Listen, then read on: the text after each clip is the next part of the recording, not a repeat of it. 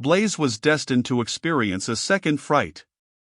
It has been mentioned that the infected were sometimes seized with a rabid desire of communicating the disorder to such as had not been attacked by it, and as the pair were making the best of their way along the Harrow Road, a poor lazar who was lying against the hedge-side, and had vainly implored their assistance, suddenly started up, and with furious cries and gestures made towards the porter. Guessing his intention, Blaise took to his heels, and, folding himself closely pressed, broke through the hedge on the right, and speeded across the field. In spite of the alarming nature of the occurrence, the apprentice could not help laughing at the unwonted agility displayed by the fat little porter, who ran so swiftly that it appeared probable he would distance his pursuer. To prevent mischief, however, Leonard set off after him, and was fast gaining upon the lazar, whose strength was evidently failing, when the poor wretch uttered a loud cry, and fell to the ground. On coming up, Leonard found him lying with his face in the grass, and convulsed by the agonies of death, and perceiving that all was over, hurried after the porter, whom he found seated on a gate, at the further end of the field, solacing himself with a draught of plague water. "Oh, Leonard," groaned the latter, "how little do we know what is for our good! I was delighted to quit my master's house this morning, but I now wish with all my heart I was back again. I am afraid I shall die of the plague after all. Pray, what are the first symptoms?" "Pooh! Pooh! Don't think about it, and you will take no harm," rejoined Leonard. "Put by your file, and let us make the best of our way to Farmer Wingfield's dwelling." Being now in sight of the farm, which, from its elevated situation, could be distinguished at a distance of 2 miles in this direction, they easily shaped their course towards it across the fields. When about halfway up the hill, Leonard paused to look behind him. The view was exquisite, and it was precisely the hour, just before sunset, at which it could be seen to the greatest advantage. On the right, his gaze wandered to the beautiful and well-wooded heights of Richmond and Wimbledon, beyond which he could trace the long line of the Surrey hills, while nearer he perceived Notting Hill, now covered with habitations, but then a verdant knoll, crowned by a few trees, but without so much as a cottage upon it. On the left stood Hampstead, at that time a collection of pretty cottages, but wanting its present chief ornament, the church. At the foot of the hill rich meadows, bordered with fine hedges, interspersed with well-grown timber, spread out as far as the eye could reach.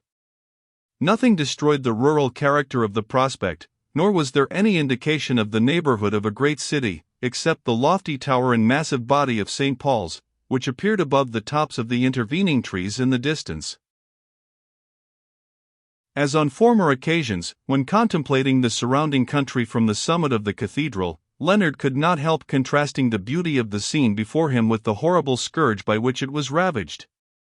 Never had the country looked so beautiful, never, therefore, was the contrast so forcible, and it appeared to him like a lovely mask hiding the hideous and ghastly features of death. Tinged by the somber hue of his thoughts, the whole scene changed its complexion. The smiling landscape seemed to darken, and the cool air of evening to become hot and noisome, as if laden with the deadly exhalations of the pestilence. Nor did the workings of his imagination stop here. He fancied even at this distance, nearly 7 miles, that he could discern Solomon Eagle on the summit of St. Paul's. At first the figure looked like a small black speck, but it gradually dilated, until it became twice the size of the cathedral, upon the central tower of which its feet rested, while its arms were spread abroad over the city. In its right hand the gigantic figure held a blazing torch, and in the left a phial, from the mouth of which a stream of dark liquid descended. So vividly did this phantasm present itself to Leonard, that, almost convinced of its reality, he placed his hands before his eyes for a few moments, and, on withdrawing them, was glad to find that the delusion was occasioned by a black cloud over the cathedral, which his distempered fancy had converted into the colossal figure of the enthusiast. Blaise, who had taken the opportunity of his companion's abstraction to sip a little more plague water, now approached, and told him that Wingfield was descending the hill to meet them.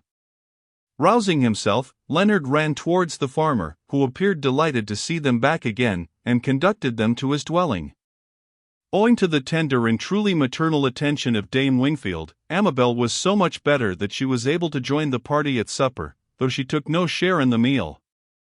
Wingfield listened to the soft tones of her voice as she conversed with his wife, and at last, unable to control his emotion, laid down his knife and fork, and quitted the table.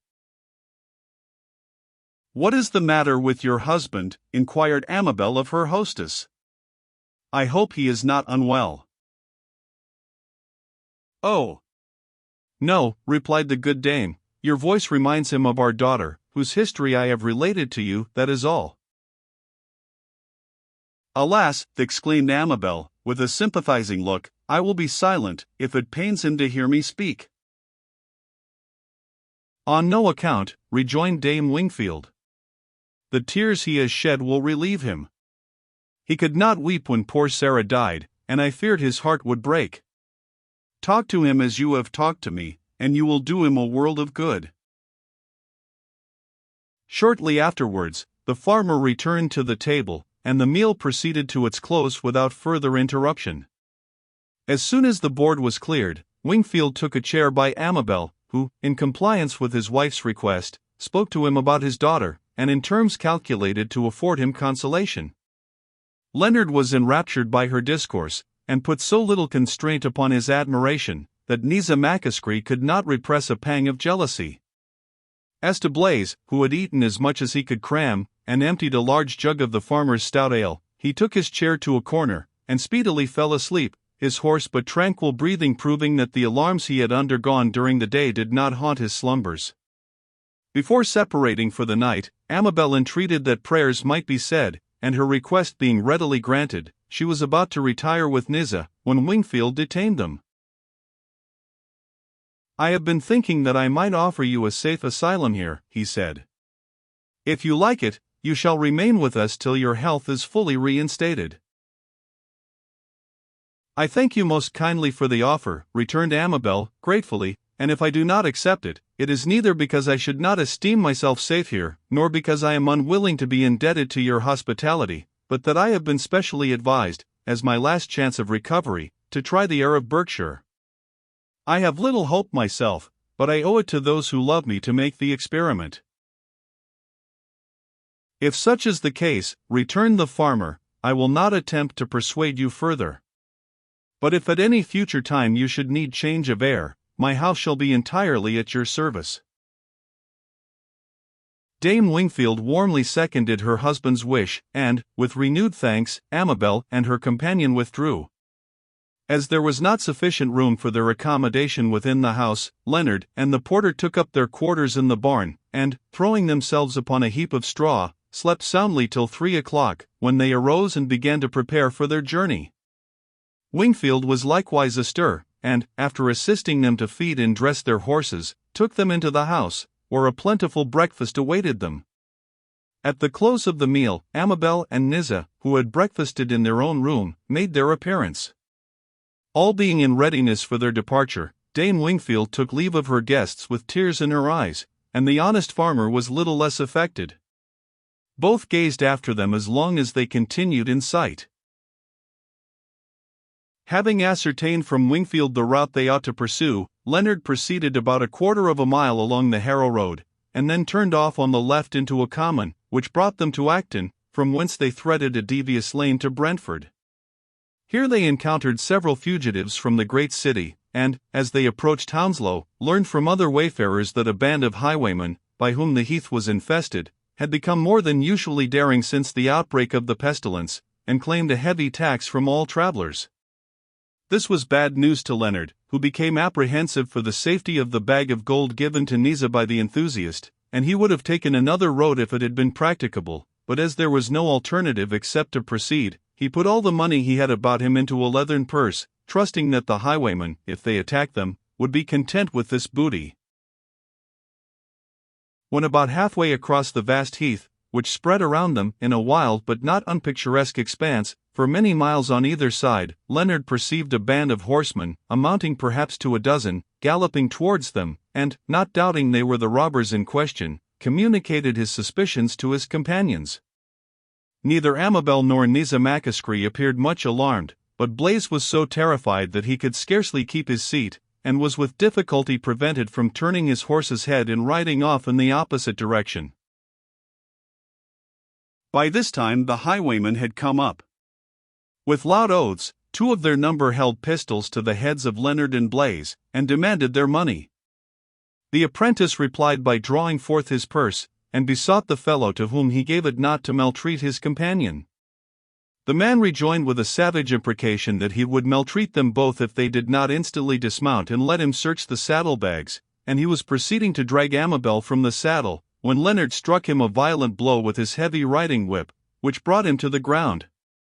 He was up again, however, in an instant, and would have fired his pistol at the apprentice, if a masked individual, who was evidently, from the richness of his attire, and the deference paid him by the others, the captain of the band, had not interfered.